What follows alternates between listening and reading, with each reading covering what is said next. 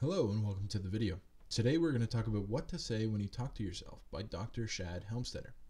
This book was really revolutionary for me. It was introduced to me by my mentor, and I think that this book is going to be very shifting and very paradigm shifting for a lot of you out there, because a lot of you are obviously interested in self-help, personal development, etc. If you've landed on this video, you're likely interested in that exact topic, and that's probably why you're here. And I think that this book is really the catalyst when it comes to a lot of personal development, self-help, and really any sort of book that you are trying to learn something from, because this book is the foundation. This book is how you're going to get those things, those principles, those habits to be able to stick for the long term, and in turn make yourself become successful.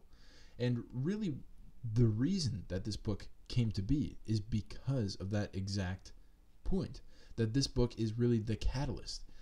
Dr. Shad was looking for a different way, or a better way, when it came to success and the principles to success.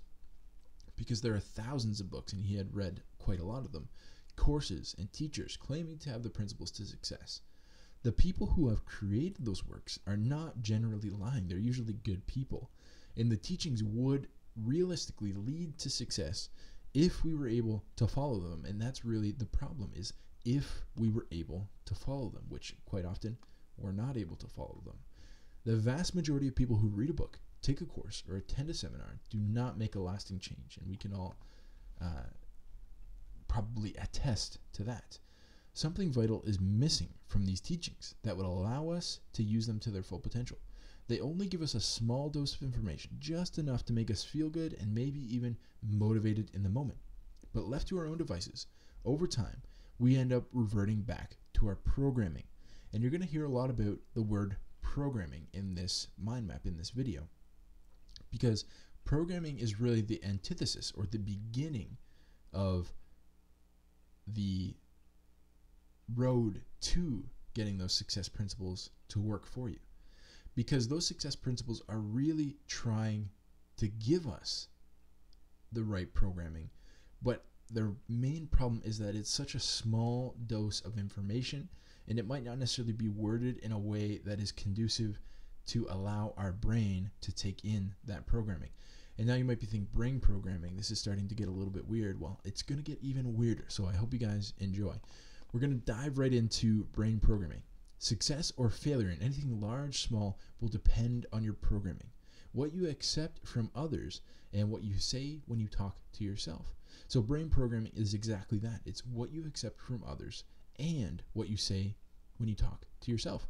So as humans, we create the rules for success, and in turn we expect ourselves to follow them. But that's not how the brain is wired. And we can all say, absolutely. I've had habits that I wanted to create, or I had actions that I wanted myself to take that I believed would lead me further down the road of what I consider success. And quite often I don't end up following them, because that's just not how our brain is wired to run. We don't give it one simple input or give it a certain destination and expect it to go and achieve that. That's just not how it works. The way that it works is that the brain simply believes what you tell it the most, and what you tell it about yourself, it will create. So again, we're going back here, and we're going to say, okay, this is only such a small dose of information in the grand scheme of things, a book, a course, some sort of seminar or anything like that. In the grand scheme of things, it's such a small amount of information compared to the amount of information that we're taking in, even just on a daily basis. And one book might take you 6 hours to read, but that's such a small amount of just your day, let alone your week, let alone your month, let alone your year, let alone your life. You can see how, even though you read a book on the success principles, you are not taking in more information about success principles than you are taking in information about ways that you could potentially not be successful. So that's a very interesting point about brain programming. And this is just a little bit of an example of how the brain becomes programmed when we're so young. Before, the first 18 years of our life, we're told no 148,000 times. So you can think about the kind of mindset that puts you in. If it's true that the brain simply believes what you tell it the most, and what you tell it about you, it will create. If you're told no, that you can't achieve something 148,000 times before you're the age of 18, when your mind is arguably the most susceptible to external programming, what kind of mindset is that putting you in? And how many times are you told yes in that same time frame? It's probably an infinitesimally small amount of that 148,000 no's that you're told. And in the book, he gives a really great example about him as a young child. He was playing in front of a band. He was trying out for, I think, the school band. And what had happened was the band instructor gave him an instrument that he had never played before. And he was expected to play this instrument in front of the whole entire class. And then after the class, the band leader or the teacher had basically said, you know what, you don't have any natural talent. There's no way that you're going to be successful in this. You may as well just quit right now. And guess what? He did. So he never went on to pursue music because he didn't believe that he could, because he was told no. And, you know, that might not have been the only time he was told no, but that is one kind of glaring example. And then think about the opposite side of that. He tells another story of a young boy who had played the instrument that he needed to play, and he was also probably a little bit naturally talented on music, which we have to think natural talent doesn't necessarily mean that they're going to be the greatest of all time. It doesn't necessarily mean that they're going to be any better than someone who doesn't have any natural talent. Really hard work is the way that you become really great at anything. So natural talent is very loosely correlated with actual success. And if it is correlated, it is because of this one reason. That kid was told yes. That kid was told, yes, you're amazing at this. You should continue on with music. You're going to be great at eventually, you know, once you practice enough.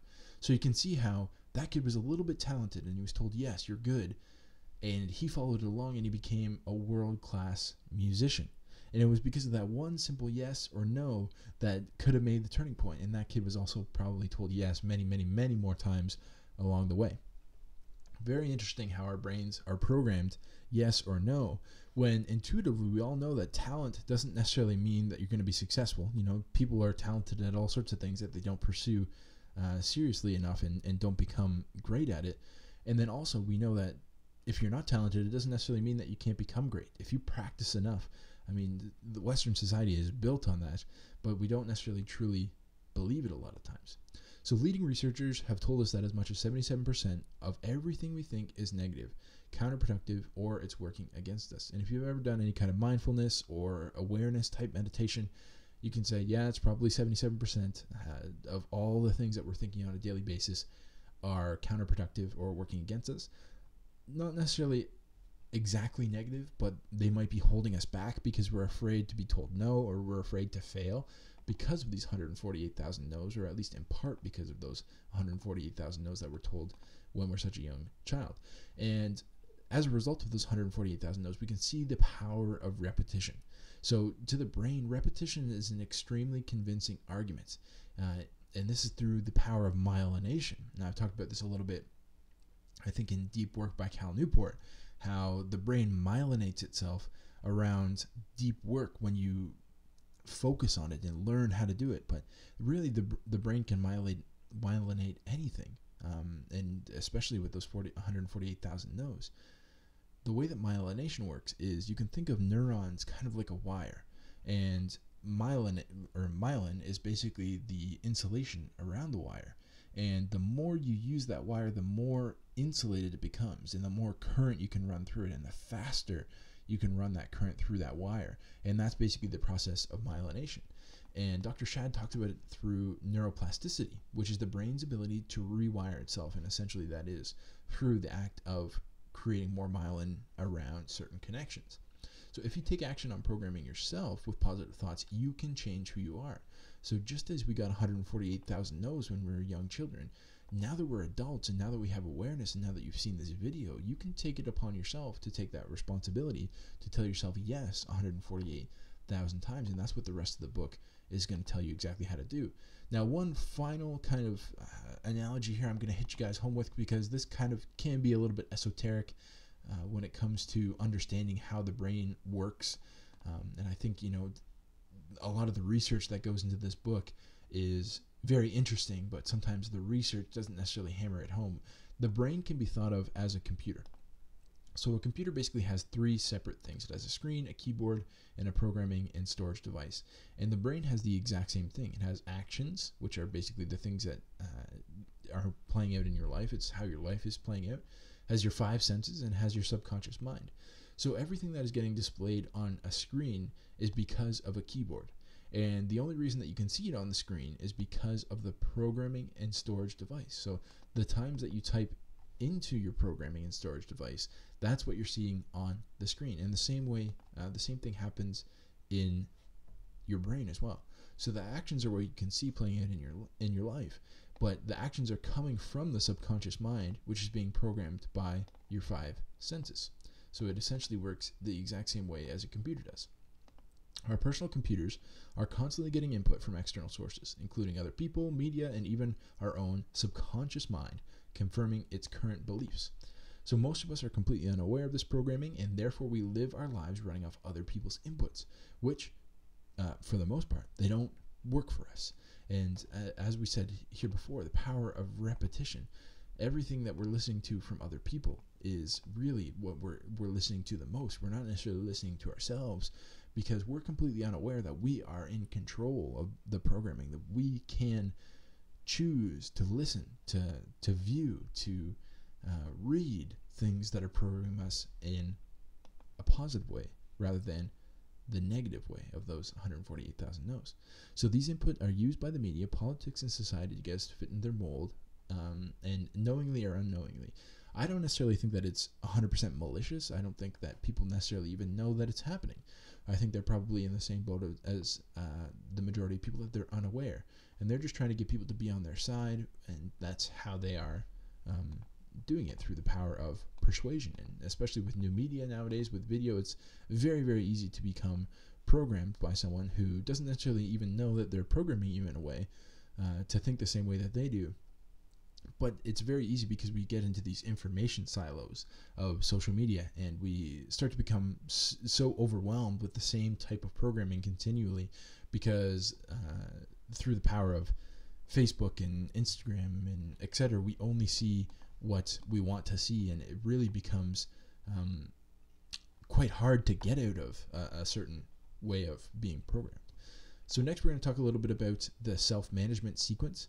So we talked quite a lot about programming, and we talked quite a lot about how we have rules for success up here that we want ourselves to follow, or we could see those rules for success as behaviors that we need to do in order to be successful. But like I said, left to our own devices, we revert back to our programming. That's because behavior doesn't actually get controlled at the behavior level, and that's what the self-management sequence is going to talk about. How behavior is actually controlled by feelings, which are actually controlled by attitudes, which are actually controlled by beliefs, which is then in turn actually controlled by our programming. So we'll go through this a little bit here. Our behavior directly affects our success or failure, and like I said, our behavior is really controlled and determined by our feelings. How we feel about something is going to in turn control how we act about that certain thing. And then when we go into feelings, every action is filtered through our feelings, and how we feel about something will determine or affect how well we do it. If you don't really feel great about exercising, if you don't have good feelings about exercising, if you have only negative feelings about exercising, you might do it for a little while, but you're going to be having to constantly control behavior at the level of behavior, which is not the easiest and most congruent way based on this self-management sequence to control behavior. It's actually the hardest way to control behavior, is if you try and force yourself to do things that you don't feel good about. And then the next part is attitude, which is actually controlling our feelings. It's controlled and determined by attitudes. So attitudes are the perspective from which you view life. And attitude about anything will affect how you feel about it. Again, this is the same thing here. If you don't have a positive attitude about exercising, you're going to feel negative about exercising, which in turn is going to make it extremely hard for you to stick to any sort of healthy exercise habit. And your attitudes are controlled, determined, and created by your beliefs. What you believe about exercise. If you believe that exercise is hard, you're going to have bad attitude, bad feelings, and it's going to be way harder to get yourself to have positive behavior when it comes to exercise. So your beliefs are really what's controlling everything that's going on below it. It's controlling your attitudes, feelings, and your behavior. Your belief is really the cornerstone. What you believe is what's going to become a behavior in the future. And the cool thing about it is, now that we see that, okay, beliefs are really what's going to cause me to take action in the future, or it's going to cause me to take action even in the here and now. We have to think, how did I get these beliefs that I have currently? And really what it is, it's programming. Programming has created the beliefs that you have. None of us are born into this world with beliefs. Everything that we currently believe has been programmed into our brain through either society or through ourselves or through, the media and etc. So with the programming, we believe only what we're programmed to believe. And you can see how after we believe it, it's a lot easier. It leads down to that behavior level, which is what we're really trying to change when we are talking about some of these rules for success. So when it comes to rules for success, we might not necessarily believe in some of those rules for success. We might not necessarily believe that we are capable of success even whatsoever. So when we're trying to change the behavior, it's completely impossible for us to stick to that behavior long term, which really is what it takes in order to be successful. So this sets us up for that chain reaction, like I talked about. Once you believe something, it becomes easy to have a good attitude about something. It becomes easy to have good feelings about something, which makes it easy to do a positive behavior of doing the right thing.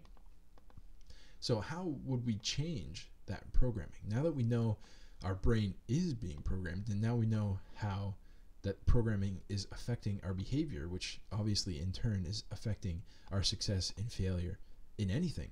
And we can see how programming is directly correlated to success and failure in anything. How can we change our programming? Really, that's coming through the power of self-talk. And again, we're going back a little bit to mindfulness here. What we're going to talk about first is the definition of self-talk. It's all of us talk to ourselves all the time. Our self-talk may be in spoken words or unspoken thoughts. It can take the form of feelings, impressions, or even wordless physical responses. Most of the talk is unconscious, and we are not even aware of it. So our self-talk is really how we can kind of interface with our programming, and again, which obviously leads to our behaviors. So our self-talk, we can listen to our self-talk and we can see what our current programming is. And self-talk is also going to be how we control our programming. So that's going to be the way that we actually change the programming that we currently have. And I want to talk a little bit about, he doesn't really go into this a ton in the book, but I want to talk about how self-talk really determines what your reality is. So all of our thoughts are tied to something else that we already know. Like a network, your brain creates mental filing cabinets and files your new ideas in where it fits the best.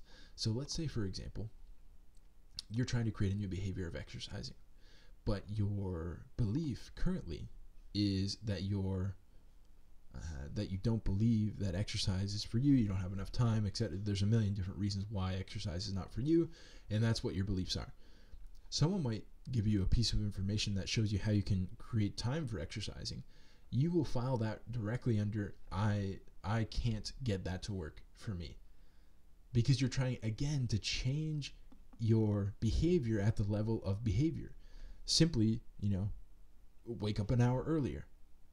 Well, you still believe that you don't have enough time to exercise. You still have been programmed to say, I don't have enough time to exercise. And you can see how even a simple, like a great tip, wake up an hour earlier. Of course, that will work easy. I'll get right out of bed and exercise. It would work if you could get yourself to do it. But your programming and your beliefs are currently filing it in a way that is not going to allow you to actually stick to that behavior. And after filing that new idea away, your brain will instantly tell you what to feel about this new thought. So as soon as you hear wake up an hour earlier, you'll say, no way that'll work for me. As soon as that happens. Or if you change your programming and you're constantly saying, I am super busy. I have a lot of things on my plate. I'm a very successful person, et cetera, et cetera. But exercising, I believe that exercising is extremely valuable to me, and I believe that it's going to make everything in my life a little bit better. And I also believe that waking up an hour earlier will be worth it.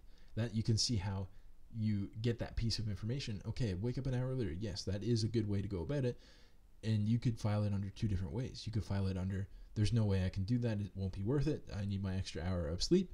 Or you could file it underneath, yeah, absolutely, that makes total sense. I'll wake up an hour earlier. I know this will be worth it. Exercise is extremely valuable to me. You can see how that actually affects your reality when it comes to the self-talk that you're having and when it comes to the programming that you're getting.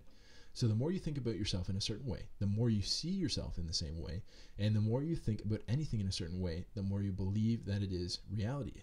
So the more that you program yourself to believe certain things, that will become your reality because you're acting on those things in whatever way that you are believing those things, and that ends up creating your reality exactly the same way that the computer, the more times you're typing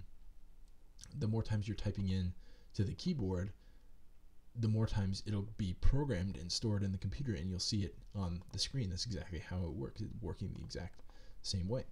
So the next part of the self-talk that we're going to talk about is the wall. So the wall is most self-talk is unconscious, and then most self-talk is defeating.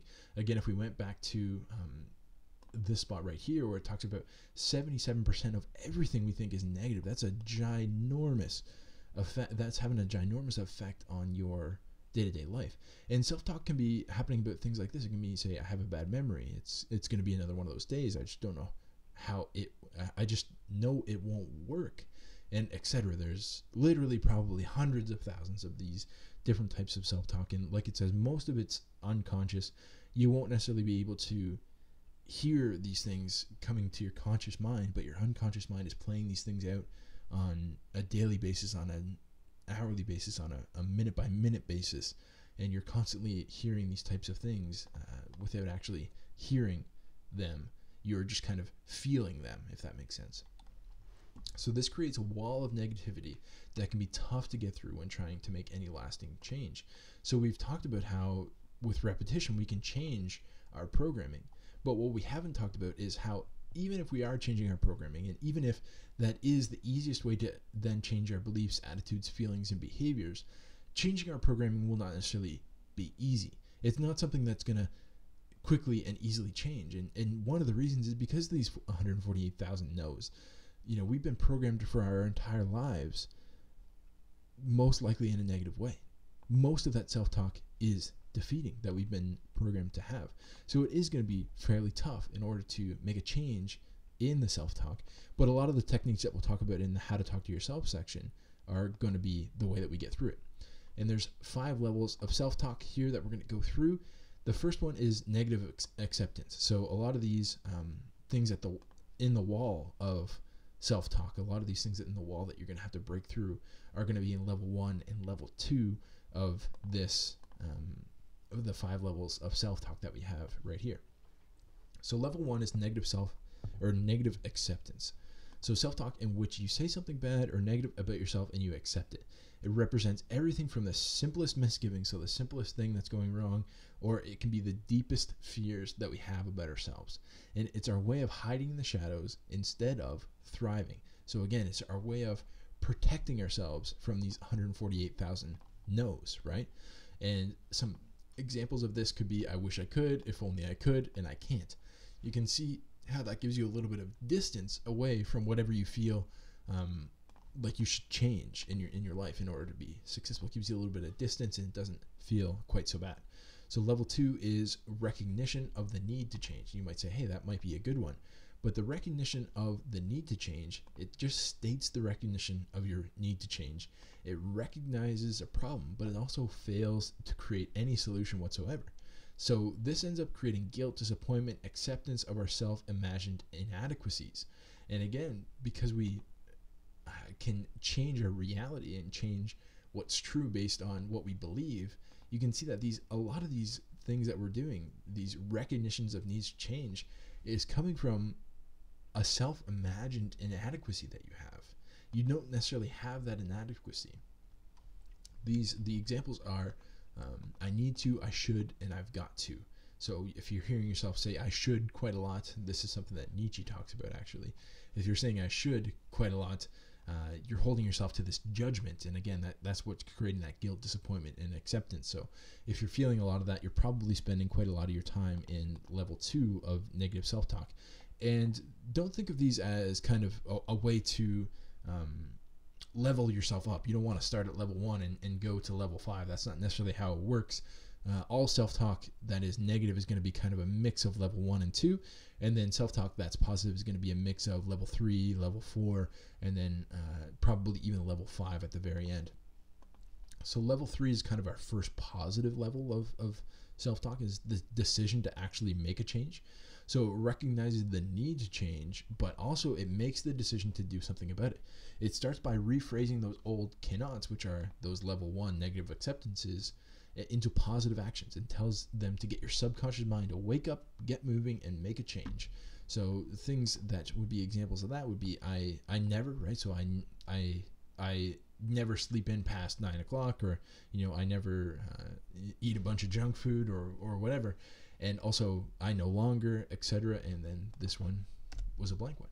So there's a lot of different. This is basically rephrasing those old cannots into I will never do that thing, and that's one level of that decision to change. And then level 4 is what I think is kind of a little bit better way to go about it, is a better you. It's the kind of self-talk that is needed the most. Self-talk that's stated in the present tense and tells you who you are rather than telling you what you're not, right? So this telling you you're not is still better than these ones that are not taking action at all on the things. But when you're telling yourself who you are, you're giving yourself an anchor that you can really believe in. And I think that's the best and fastest way to get to whatever your success or whatever your goal is.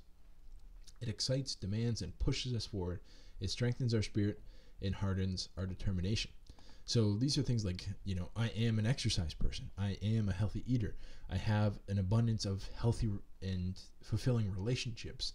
All sorts of different I am and I have statements that you should be saying to yourself all the time, because those are going to be what create your reality. And level 5 is the universal affirmation. I don't necessarily think that you need to graduate to this. You're seeing a lot of this nowadays in new age self-help, and I think they get it from the right place, but I think a lot of the times they haven't been through these few levels, and they're just saying these things and not going to actually make a change. I think you need to make these 2 changes or get to these 2 levels before you can even graduate up to this level. And quite honestly, this level doesn't necessarily resonate with me at this present time and moment. So it's similar to mantras of the ancient religions. It speaks to the divinity of being, which transcends our earthly life and gives a greater meaning to our existence. And some things that you might say would be, I am one with the universe and I exist as a shining light. So you can see how that's a little bit new agey. I think the times that I have tried these types of affirmations, and even with music, with this type of affirmations, is something that I kind of I get into every once in a while. I do feel much better when I get into those, but for me, it's just I'm not just quite there yet. I think I have a little bit too much of level 1 and level 2 that I still need to be reprogrammed through level 3 and 4 before I can really graduate up to level 5. But hey, I'm working towards it. So the next part we're going to talk about, we're going to go right into how to talk to yourself. So we've talked about brain programming. We've talked about how your brain works, how it works like a personal computer.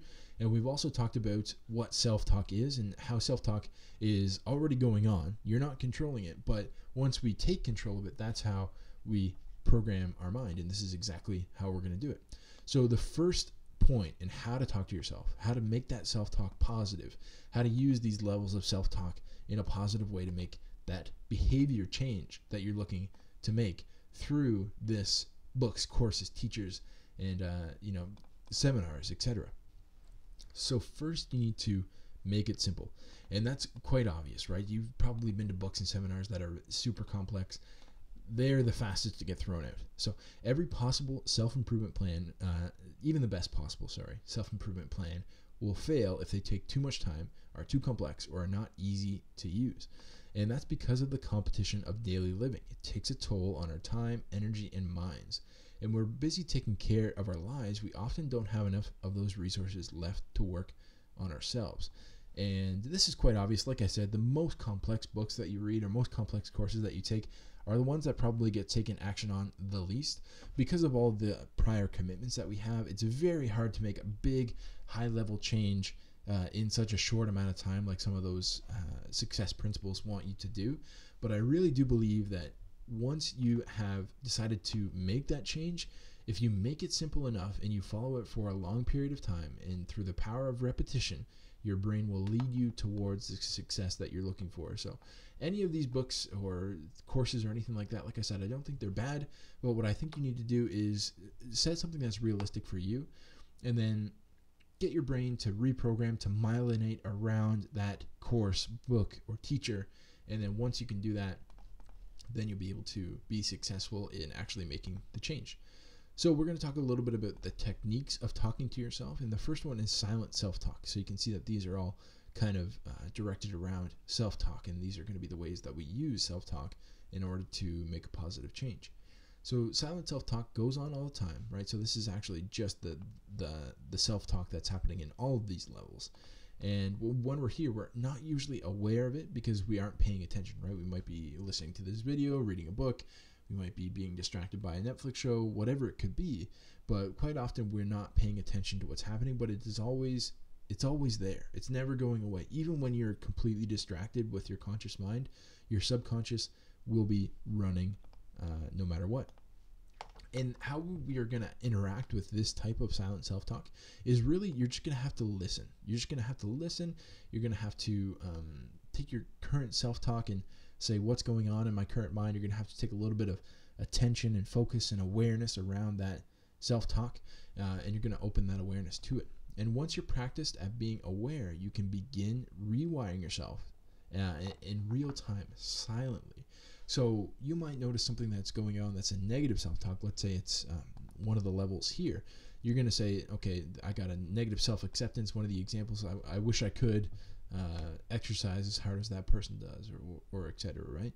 You could rewire it to, let's say, something that is a level 4. And what you would do is you would rewrite it silently in your head, right? So once you noticed that one, I wish I could exercise like that person, or any of those things, you would say, I have so much time, I can't wait to exercise. It's really meaningful to me, and I am the type of person that continuously exercises. So you just silently rewrite that phrase in your mind, and this is a great habit to get into whenever you have some free time. It's kind of a mindfulness type of meditation, but really you could be doing it at all times of the day whenever you have the ability to be aware of that silent self-talk. The next one is self-speak. So these are things that you say out loud to yourself or as part of a conversation with someone else. The best way to tell who around you is going to be successful is to listen to the way that they speak. This is very interesting. I think that this is one of the reasons that we love to follow successful people, because their speech shows us how we can eventually feel about ourselves. And that really is something that we're drawn towards as human beings. We see someone who is speaking, and we see the way that their brain is programmed as a proxy of that, and it really, really draws us towards those people. And how we do this is 2 different ways. One is to start to listen to everything that you are saying within a conversation, and really the way to do it is to start to make a change is to start trying to use empowering language in conversations. So this will change your programming, and it'll show yourself and other people the new you. So the more that you can use empowering programming instead of using self-talk when you're in conversations with people that's at level 1 or level 2, trying to change to something that's level 3, level 4, level 5, the more you can spend talking about level 3 or 4, the more your brain will be continually programmed. And also by example, you'll be helping to rewire other people about who you are, so that their brains are being rewired as well, which is kind of like a positive feedback loop for you. The next way that you can do it is to start listening to everything the people around you are saying in a conversation. So the reason that this is important is that you can try to keep the company of people who have positive self-talk. You can notice who in your groups are talking positively about themselves and who isn't speaking positively about themselves. And there's that old rule of you are the 5 people that you're around the most, and it's very, very true. I think that's a true rule. Obviously, you can't necessarily always change your group, but trying to keep in mind who you should really be listening to deeply and who you should allow to continually program your mind, and who you shouldn't be letting to program your mind in your friends group, let's say.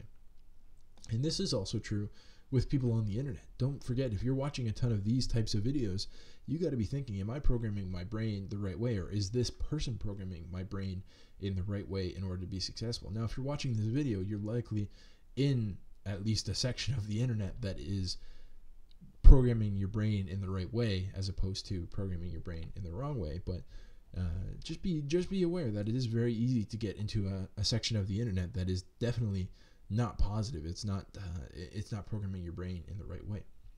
The next part is that you can notice new areas of positive self-talk other people are presenting that you weren't previously aware of, right? This self-talk thing is really fractal. There's a million different ways that you can be talking negatively to yourself, and also a million different ways you can be talking positively to yourself. So if you're constantly on the lookout for that positive self-talk in others, you might get your brain opened up to a spot of positive self-talk that you weren't previously aware of and you hadn't yet found through your own practice of awareness. The next one is self-conversation, and this one can make you feel a little bit crazy if you're doing it for the first time, but it also is a fun and easy technique to use. It involves actually talking to yourself out loud and holding a conversation with yourself. So one way to do it is to hold a conversation with yourself with both sides are motivating each other and both sides are saying nice things about each other. A great way to start out your day and motivate yourself. So I think in the book he talks about how you could hop in the shower and say good morning, and the other side of the conversation would be good morning to you. You look great today. I bet you're gonna have an awesome day. You look super focused, and you keep going through that conversation. It does sound a little weird, but I actually have tried it a few times exactly like that first thing in the morning, and it is a great way to start out the day because you really do feel like, hey, this guy's a nice guy. He's motivating me and moving me towards the goals that I want and moving me towards how I want to feel about myself. And it really is interesting how your brain doesn't necessarily differentiate between what another person is saying to you and what you're saying to yourself. It really is interesting. It's a great exercise to do first thing in the morning. The next one is self-write. So this is the act of writing out your positive self-talk for yourself. And this is definitely one way to do it would be writing it out with a pen and pencil. I know a lot of people like to do that sort of thing, kind of writing lines as if you were in detention or whatever. What you want to do is take the most important new information you want your brain to wire in and write it out multiple times in different ways. This one, for me, I'm not a very good writer. I don't have very nice writing just because I'm on the computer all the time. But as a bonus, I really enjoy mapping out my self-talk as it gives it a physical manifestation. And I believe that the brain works similar to a mind map when wiring itself. And remember, I talked about that up here in the reality part of it, how I think the brain really wires itself similar and files itself similar to a mind map. So the mind map can be a great way. If you want to create a mind map instead of on a book, you could create it about yourself. And I use Xmind, by the way, if you're looking for a mind mapping software. I love that Xmind mind mapping software. And you can just create it kind of as a living document. You can have maybe your current negative beliefs and ways that you would rewire them. Very, very great way to go about it as far as writing your positive self-talk. So these are all the techniques that we're going through. This last one is kind of the biggest one that they talk about in the book, and it's called recorded self-talk. And this is the act of recording yourself or listening to a recording of someone giving you positive self-talk. So you have to think about the way that we're probably processing information the best, and I've heard Jordan Peterson talk about this quite a bit, is that it's not obvious that a lot of people are really great readers. I don't think we're necessarily set up to be great readers, but it is pretty obvious that a lot of us can take in a lot of information through podcasts, videos, and etc. through our ears, through our sense of hearing. Very, very great way to go about it. The easiest way, definitely the easiest way, because we can do it while we're doing anything. It's definitely one of the most effective, because if we can set that up in the background, you have to think, if we're doing something conscious and active, if we're going out for a jog or a walk or a hike or any of those things, and we're listening to that positive self-talk, we're consciously busy, and our subconscious mind would normally be potentially running that wall. It would normally be potentially running some of those negative self-talks that we can't necessarily get past. But instead, if we have time to be able to fill it up with level 4s and level 3s and level 5s based on specific problems that we're having and getting from our wall, it's a great way to get right past some of those negative self-talk or some of those wall negative self-talk things that we're having on a daily basis. So what you would do is you would record yourself with the positive self-talk that you would want to wire your brain with, and you would listen to that recording for at least about 15 minutes a day. That's what they say on Dr. Shad's website as well. And he also says that you want to have at least 12 different self-talk phrases that relate to anything you would like to change. So you want to hit it from every single angle. And we're going to talk a little bit about that in the scripting part in a little bit. But suggested to listen to at least one topic specifically. So you want to listen to one topic specifically for 2 to 3 weeks to see a lasting and noticeable change. So you want to choose one thing that you're really struggling with, one belief that you have, maybe that's a negative belief that you want to make a big change in, and really focus on that for 2 or 3 weeks, and then you'll see a lasting and noticeable change, and you can move on to your next thing. I think that's generally the best way to go about everything. Same with The One Thing by Gary Keller. Very interesting book to read as far as taking on more than one thing at a time, and how that really is going to ruin your experience with the thing that matters to you the most. So here's a little bit of a quick start guide. I would say this is how I go about it personally, and this is how I think we can take all of these levels and we can take all of these techniques and really put them together in a very simple and easy way. Remember, we have to think about first, make it simple, and this is the easiest way to do it. So the first one is to practice mindfulness and being aware, and this doesn't have to be a set mindfulness and meditation practice. For me, what I do is as soon as I get my coffee, I'll sit for 20 minutes, 30 minutes, and I'll just see what the heck are my thoughts thinking today.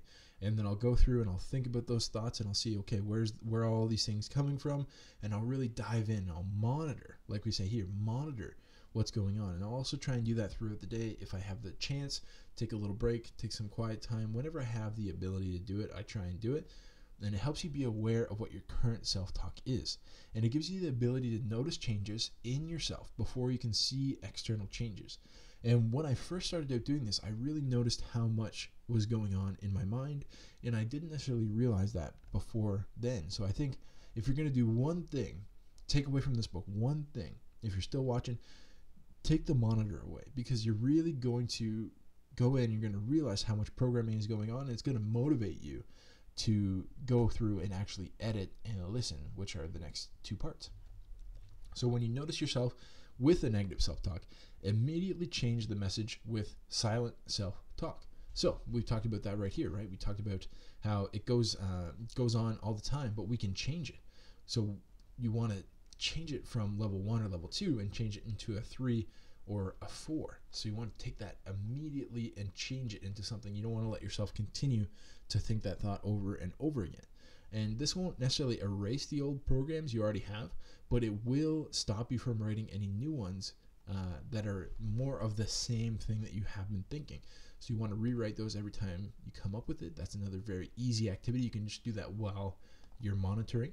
And the final one is to listen. I think that the listening part is the easiest and simple technique to be able to go through and do it. I think it's low-hanging fruit, so you should definitely go ahead and get started with this. So listening, you want to record a self-talk either on your phone. I do it on my phone. I think that's the best way to do it. And you want to wire the positive self-talk into your brain. So it's easy to do nowadays with your computer or your phone. Like I said, I use my phone.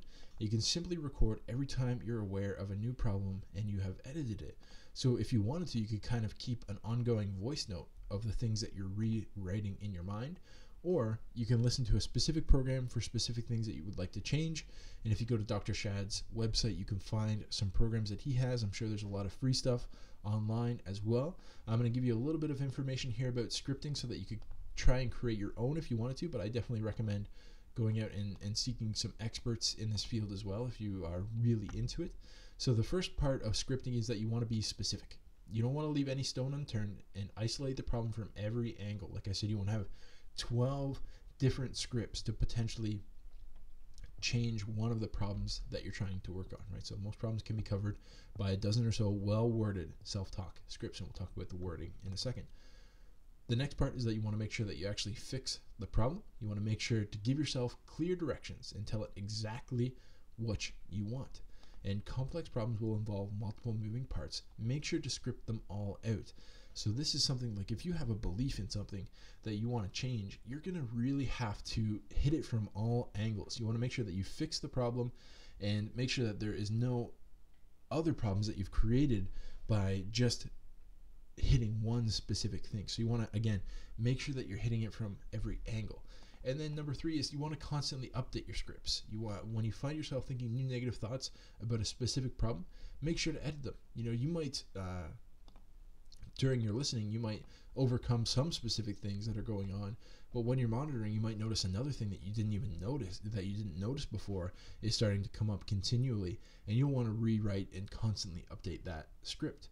After you've done the first 3 weeks of the program, you will need to be updated periodically to make sure that the old scripts aren't coming back, and after all, they've been wired for such a long time. Those scripts have been wired for your whole entire life, so you want to make sure that you're constantly coming back even after that first 3 weeks. Here are some examples of some good scripts. The first one is, I always do everything I need to do when I need to do it. The second one is, I never argue or let my emotions work against me. Number 3 is, I have a good memory and I easily and automatically remember any name or anything that is important to me. Number 4 is, I spend time with my family and my loved ones, and I enjoy our time shared together. So you can see that some of those scripts are attacking all sorts of different problems. Again, I would say find the main thing that you want to focus on and write some scripts around that and get going. It really, really, really made a big change in my life, and I know it's made a big change for a lot of people. And as I said in the beginning of the video, I believe that this is the catalyst when it comes to all sorts of personal development and self-help programs and the rules for success. Anyways, I appreciate you guys sticking with me for this video, and I'm looking forward to seeing you again in the next one.